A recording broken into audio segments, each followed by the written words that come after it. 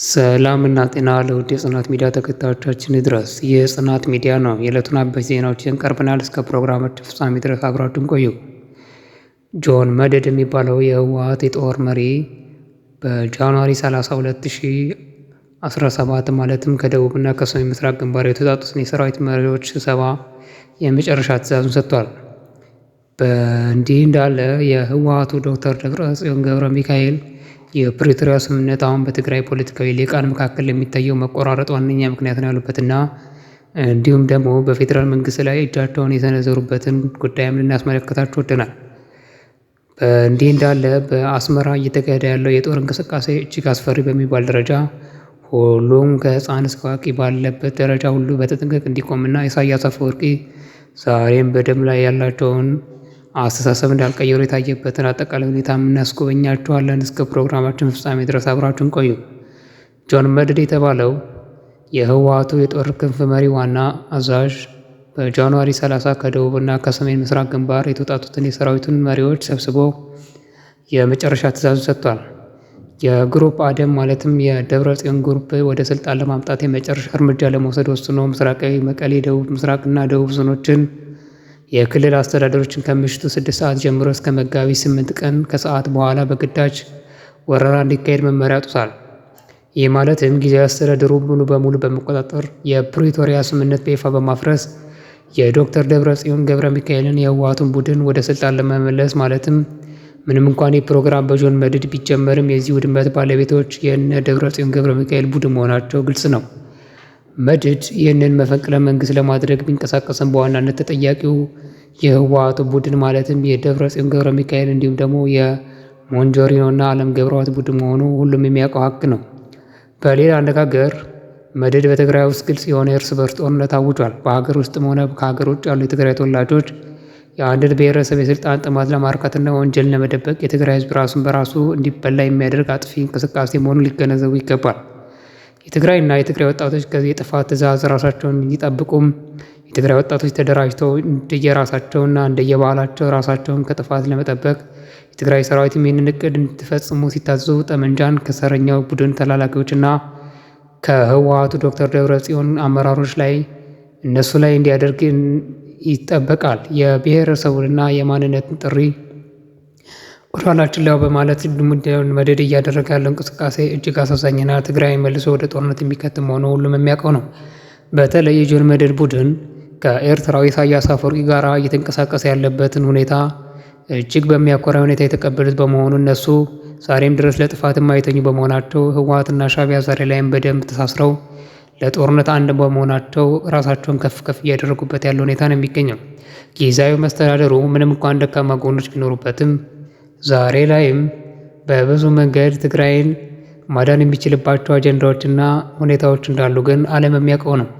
ጊዜያዊ መስተዳደሩ ሰላምና ሰላምን የሚመርጥ ከፌዴራል መንግስት ጋርም መልካም የሚባል ግንኙነት ያለው ከሌሎች የኢትዮጵያ ክልሎች መንግስታት ጋርም ጥሩ የሚባል ግንኙነት ያለው መንግስት እንደመሆኑ አሁንም ወጣቱ ትውልድና እንዲሁም ደግሞ የሃይማኖት አባቶች፣ የሲቪል ሰርቪስ ተቋማት በአጠቃላይ ከጊዜያዊ መስተዳድር ጋር በመሆን ፌዴራል መንግስትና ጊዜያዊ መስተዳድሩ የጀመሩትን ትግራይን ለዳግም ልማት የማብቃት ስራን እንዲደግፉ ይጠበቃል።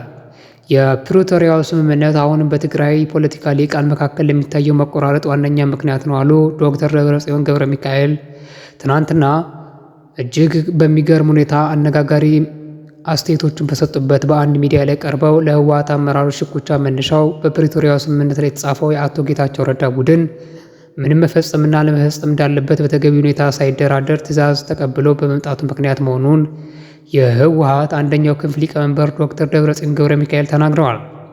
ዶክተር ደብረጽዮን ገብረ ሚካኤል ዘ ኒውስ ሂውማን ራይትስ ከሚል ከተሰኘ ሚዲያ ጋር በነበራቸው ቆይታ የፕሪቶሪያው ስምምነት አሁንም በትግራይ ፖለቲካ ሊቃን መካከል ለሚታየው መቆራረስ ዋነኛ ምክንያት ነው ሲሉ እንዲሁም ደግሞ የክፍፍሉ መነሻም ነው ብለውታል። አቶ ጌታቸው ወደ ደቡብ አፍሪካ ይዘውት የተጓዙ ተደራዳሪ ቡድን በጦርነት ለደቀቀችው ትግራይ ጦርነትን ብቻ እንዲያስቆምና ከዚያ ያለፈ ያላነሰም ነገር እንዳይፈጽም ነበር ተልዕኮ የተሰጠው ያሉት ዶክተር ደብረጽዮን ገብረ ሚካኤል የክልሉን መንግስት የሚያፈር ትዕዛዝ ጭምር ይዘው መጥተዋል ብለዋል። ምንም እንኳን ዶክተር ደብረጽዮን ገብረ ሚካኤል እንደዚህ ቢሉም ዶክተር ደብረጽዮን ቃላቸውን ያጠፉበት እዚህ ጋር አንድ ሊያዙበት የሚገባው ነገር ጌታቸው ረዳ ከዚህ በፊት ደጋግሞ እንደሚለው ምንም አይነት አማራጭ ቢኖር ጦርነቱ እንዲቆም የትኛውንም ውሳኔ እንዲወስንና ሙሉ መብት ተሰጥቶት እዛ እንዲፈርም ትዕዛዝ እንደተሰጠው ደጋግሞ በተለያዩ ሚዲያዎች ገልጿል።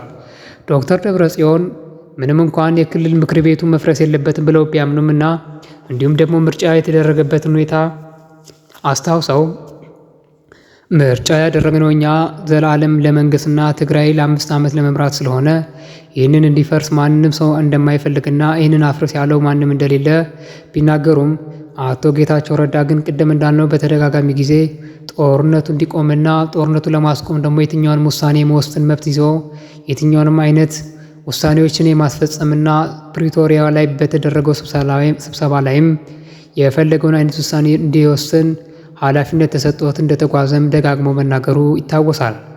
በኤርትራ በኩል ያለው እንቅስቃሴ ዓለምን እያነጋገረ ይገኛል።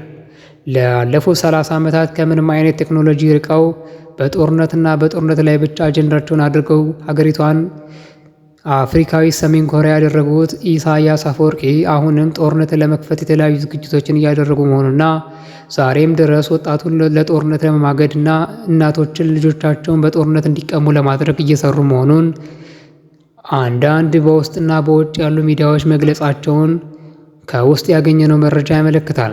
ኢሳያስ አፈወርቂ ምንም እንኳን በእርጅና እድሜያቸው ላይ ቢሆንም እድሜያቸውን አሁንም ቢሆን በጦርነት ለመቋጨትና አሁንም ድረስ ጉልበት አለኝ ብለው ለዓለም ሁሉ ለመመስከር የቻሉት ሁሉ እያደረጉና እንዲሁም የኢትዮጵያ ሎጂስቲኮችን በመስረቅ ቀድሞም ከዛሬው 3 ዓመት ከትግራይ የሰረቁትን ኮተት ይዘው ድጋሜ ኢትዮጵያን ለመውረር ፍላጎት እንዳላቸው ብዙ ምንጮች እየገለጹ ይገኛሉ። ከውስጥ ባገኘነው ምንጫችንን መሰረት ኢሳያስ አፈወርቂ አሁንም ቢሆን ወጣቶችና ሕፃናትን ወደ ጦርነት ለመማገድ የተለያዩ እርምጃዎችን እየወሰደ ሲሆን ከዚህ መካከል የክተት አዋጅ በማወጅ ሙሉ ስልጠናዎችን የጦርነት አዋጆችን በማወጅ ኢትዮጵያ ልትወር ነው የሚል የሐሰት ፕሮፓጋንዳ ህዝቡ ላይ በማስረጽ ኢትዮጵያን እንደ ወራሪ ለማሳመን እየሞከሩበት ያለው ርቀት ዓለምን እያነጋገረና ይህንን ሰውዬ አሁንም አደብ ለማስያዝ የሚችል ኃይል ይጥፋ ወይ የሚል አሳሰብ እየመጣ እንደሆነ አመላካች ነው። በተለይ ብርጌና አህመዱ የሚባለው የኤርትራ ሙቭመንት ነፃ አውጪ በኤርትራ ውስጥ ምንም እንኳን መንቀሳቀስ ባይችልም በተለያዩ ዓለም አቀፍ እንቅስቃሴዎች በዲፕሎማሲያዊ መንገድ የኤርትራው መንግስት እጅግ ጨቋኝና አምባገነን መሆኑን ለዓለም አቀፉ ማህበረሰብ እያሳወቁ ይገኛሉ።